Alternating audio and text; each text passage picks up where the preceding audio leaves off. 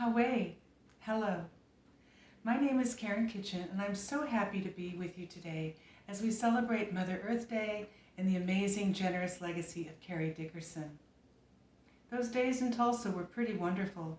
There was a coming together of Native and non-Native people to raise consciousness and to fight to protect our health and environment. One of the main entry points into Carrie's work was through relationship. Mutually reciprocal relationships built on trust, solidarity, and a belief that we could all make our world more equitable and safer for all human and non-human beings. I certainly benefited from the relationships created through our involvement in the Stop Black Fox movement, and it was an honor to be able to support community leaders and visionaries such as Carrie, the late John Jacob Stanner Jr., and his sister, the late Kim Oswald.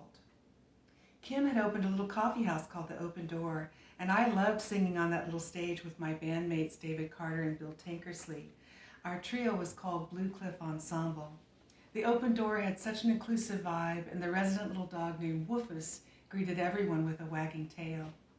At the Open Door, I got to meet and learn from a diverse range of socially justice-seeking musicians, artists, and activists. Margie Adam, Paige Powell, the late Rocky Frisco, and the sculptor Gary Henson, just to name a few. After learning about Carrie's effort and mission to stop the building of a nuclear reactor in Inola, Oklahoma, I began to attend the meetings and work parties of Citizens Action for Safe Energy, also known as CASE. One of the fundraisers was this lovely print of a red fox created by artist Kathy Coulson-Keegan. 500 of her prints were sold, and I was happy to purchase one for myself. And her red fox image was also featured on t-shirts. And I still have mine, although it doesn't quite fit anymore. And of course, the Black Fox Blues record that John produced to generate funds and awareness, David and I were so honored that his song My Heart was included. In April of 1979, Kim Oswald, artist Gary Henson, David Carter, and I set off in an old truck bound for Los Angeles.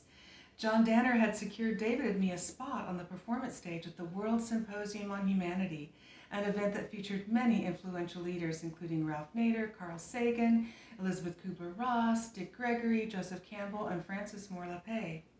UNESCO had proclaimed 1979 to be the Year of the Child. Gary Henson, who's now quite famous for his monumental sculptures such as the Great Spirit at Tulsa's Woodward Park and the 5 ballerina statues in Oklahoma City, had created a beautiful statue of a young girl to be displayed during the World Symposium. The clay was still damp, and we all took turns riding in the cargo part of the truck, lovingly babysitting that statue all the way to LA. That was an incredible and unforgettable adventure.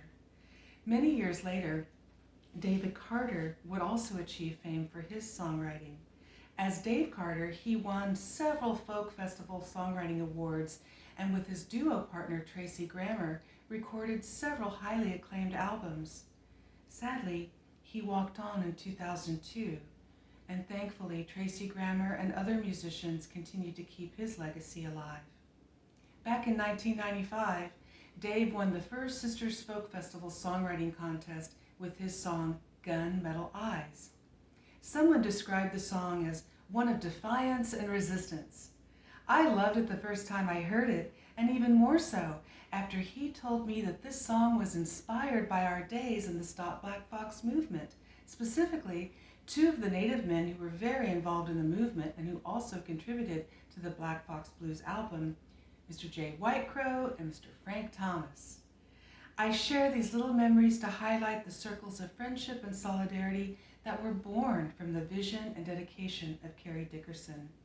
Carrie brought us all together in purpose, in creativity, in generosity, in friendship, in love.